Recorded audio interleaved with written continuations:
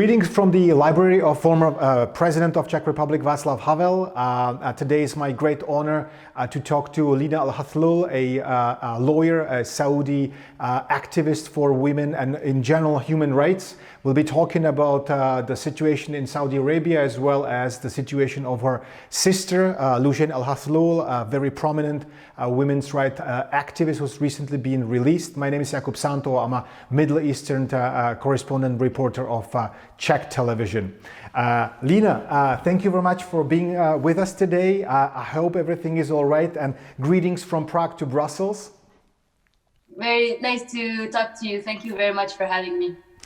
Lina, your sister was released on 10th February this year after 1,001 days behind bars. She has not been able to, due to obvious reasons, to speak publicly, but you and your sister are her voice, so please tell us how she feels and what are the current conditions of her life in Saudi Arabia. Well, Loujain is fine. Physically, she's fine. She's getting better. She's getting healthier. When she was first released, she had lost a lot of weight because she had gone into 2 hunger strikes before her release. She's getting better physically. Psychologically, she's really strong, and we're really surprised to see this. She still wants to have all her appeals for her trial. She's still requesting for investigation regarding the torture, and she's diving into a normal life. She's trying, at least. So I would say she's very fine. She's still the resilient, strong woman she was before prison, and she's not giving up on her rights. One day before her release, there actually has been another court which dismissed, that was an appeals court that dismissed her action against her torture. Could you please be more specific, because well, most of the information about the torture and people involved came from you and your sister. So when did you learn, and to what has she been subject to, and are there at least any names of people responsible for it? Yes, so at the very beginning when Loujain was arrested, so in 2018, she was first held in Comunicado for 3 weeks, and then she was only allowed calls till August. And in August 2018, that's when my parents were finally allowed to visit her. And they saw that she was tortured, but she wouldn't tell them anything. When she first arrived, the first time they saw her, she was walking and she could barely stand on her feet. And when she was sitting, everything was hurting her and she was shaking. She couldn't even grab anything. She had red marks on her body and she had frightened eyes and looks. But she would first say that it was because of the AC that was too cold, or that they would sometimes deprive her of sleep for investigation, but she wouldn't say anything else. And visit after visit, so they had one visit per month. My parents, were reading reports about the arrests at the Ritz-Carlton, and that there was torture. And I forgot to tell you that when she was talking to us on the phone only during that period, she was telling my parents that she was in an unofficial prison, so a kind of hotel. And when they started seeing her, that's when she was back in the official prison. And month after month, my parents knew that she had gone through the same thing. And at some point after the murder of Khashoggi, and that everything came out, they asked her, look, Loujain, look at you, look at what we read. Can you please tell us the truth now? And that's when she really started crying, and she told them that the time she was held in the unofficial prison, she was being tortured, that it was basically a torture facility where they had electrocution chairs and everything.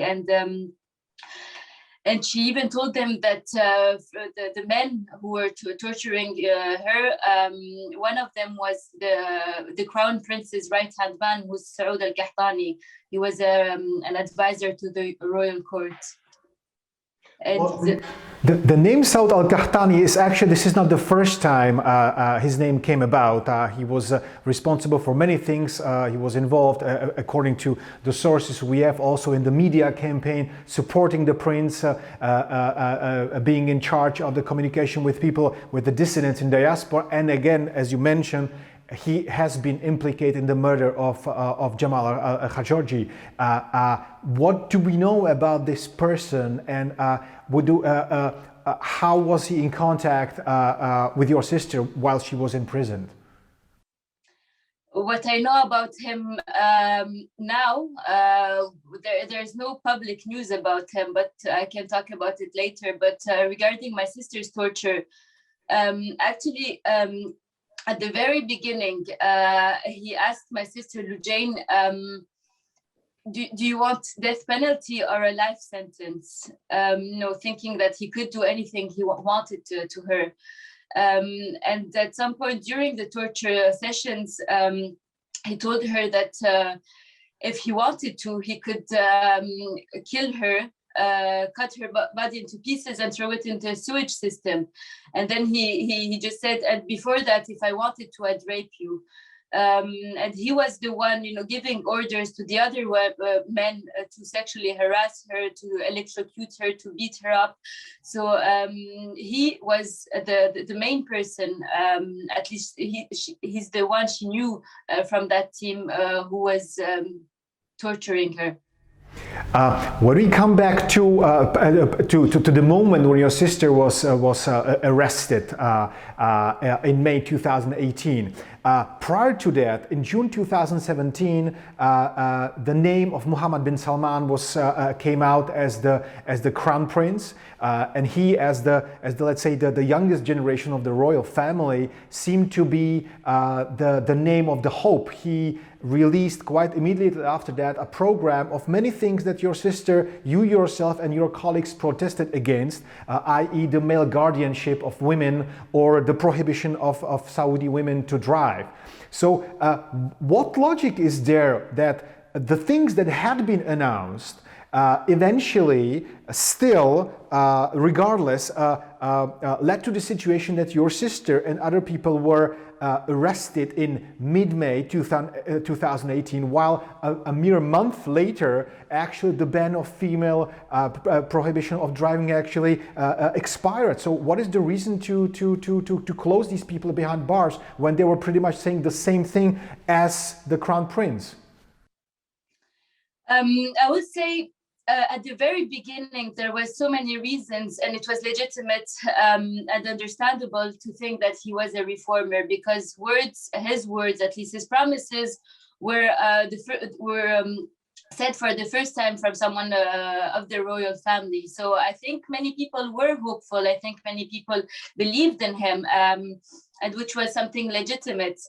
But at some point, when we see year after year how he transformed Saudi Arabia into a police state, and that he took, power with so much violence, that he created the state security, which is basically a private police that is allowed to do anything, we can see that we cannot believe it anymore. I mean, the changes he's promised, like the male guardianship, etc., nothing of it has changed, actually. It's been only promises to give himself legitimacy to the West, because he was not legitimate inside of the country. He took power of his own cousin.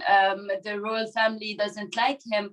The Saudi people didn't choose him. So for him, the only way to be legitimate and to stay in power is to have this kind of trend that the West wants to hear, which is basically women's rights, opening up business, tourism. So he understood this, but he doesn't actually believe in it. What he believes in is only him being in power and staying in power. If he really was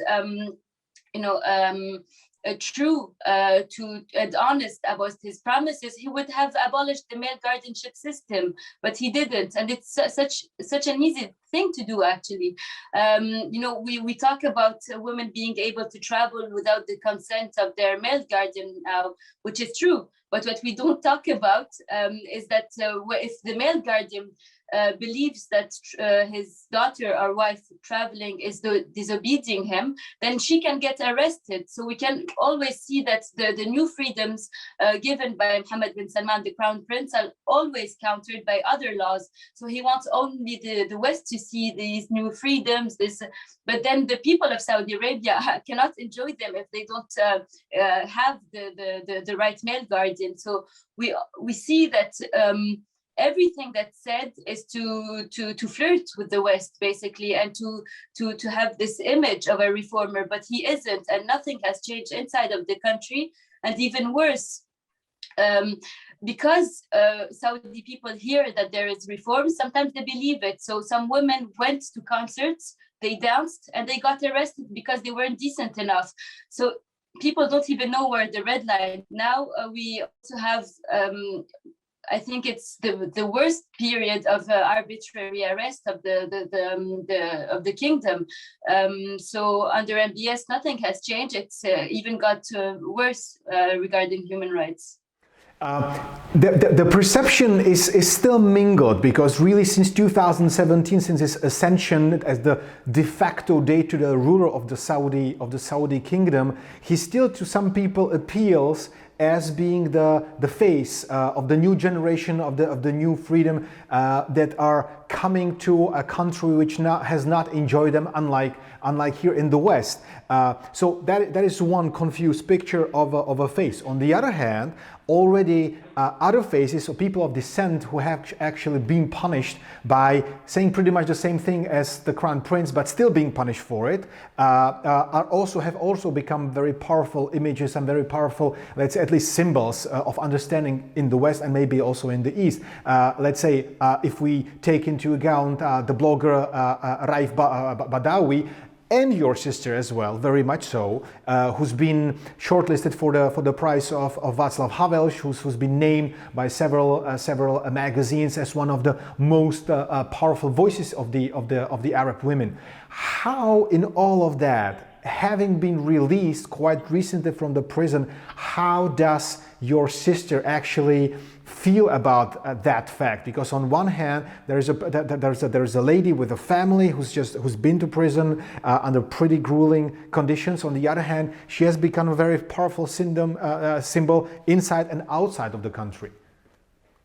Yes, I mean, the first thing she said when she was released is that how grateful she was for all the support, and of course it's something that made her strong. Of course, without all the support, maybe she wouldn't have been able to renounce to all the deals they proposed to her. For example, at one point they asked her to sign on a paper that if she denies the torture, then they would release her, and she refused this offer.